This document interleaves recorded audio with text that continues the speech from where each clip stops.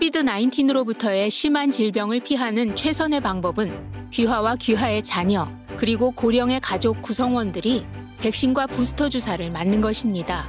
그리고 급이 높은 마스크를 사용하세요. 뉴욕 여러분, 자신을 보호하세요. 자세한 정보는 nyc.gov/백신파인더 또는 877-829-4692로 전화 주십시오.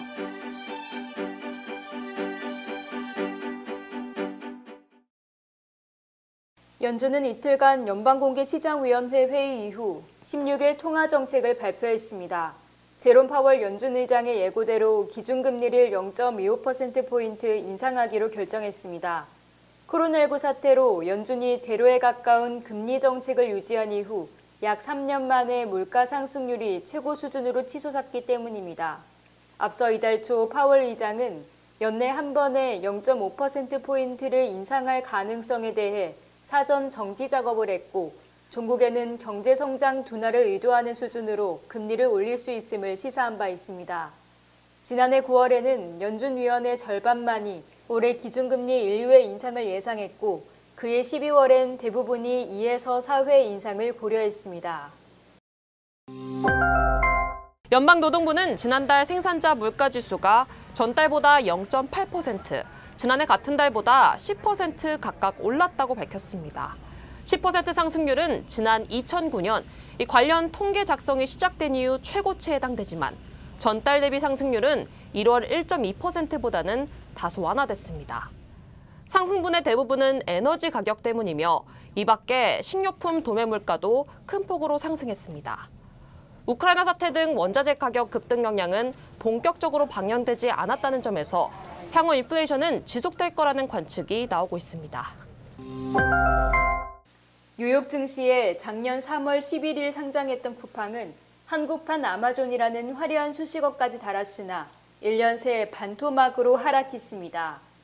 쿠팡은 한때 최고 $70까지 치솟았습니다. 코로나19 대유행으로 전자상거래 업계가 활황하고 매출도 급증하면서 쿠팡 주가도 회복할 것이라는 기대감이 있었습니다.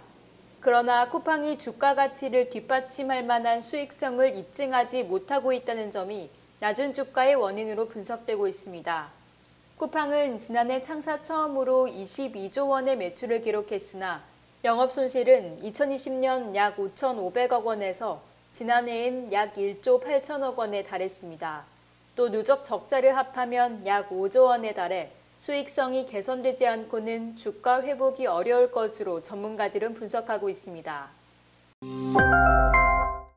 애플이 마스크를 쓴 채로 아이폰을 잠금 해제할 기능을 내놨습니다. 애플은 업데이트한 운영체제 iOS 15.4에 이런 기능을 새로 탑재했다고 밝혔습니다. 이에 따라 아이폰 12 이상의 최신 기종을 가진 아이폰 이용자는 앞으로 마스크를 쓴 채로도 페이스 아이디를 통해 스마트폰을 잠금 해제하고 애플페이 같은 결제 서비스도 이용할 수 있습니다. 이를 활성화하려면 설정에서 페이스 아이디와 패스코드 항목으로 들어간 뒤 마스크를 쓴 채로 페이스 아이디를 켜고 얼굴을 스캔하면 됩니다. 폭스바겐은 1950년에 출시한 경상용차 T1에서 디자인을 따와 대형 전기 승합차를 출시한다고 밝혔습니다.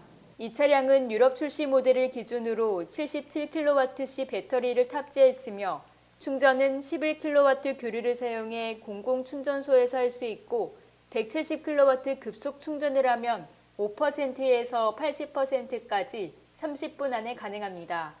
향후 충전과 동시에 간편 결제가 가능하도록 플러그와 차지 기능 소프트웨어 업데이트를 진행할 예정입니다.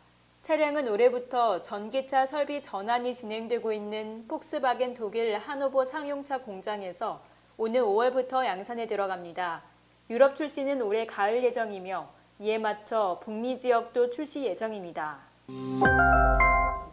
14일 월스트리트저널은 취업 사이트 잡 리크루터의 2월 설문조사를 인용해 재택근무 일자리만 찾는 여성의 비중이 남성보다 2배 수준이라고 전했습니다.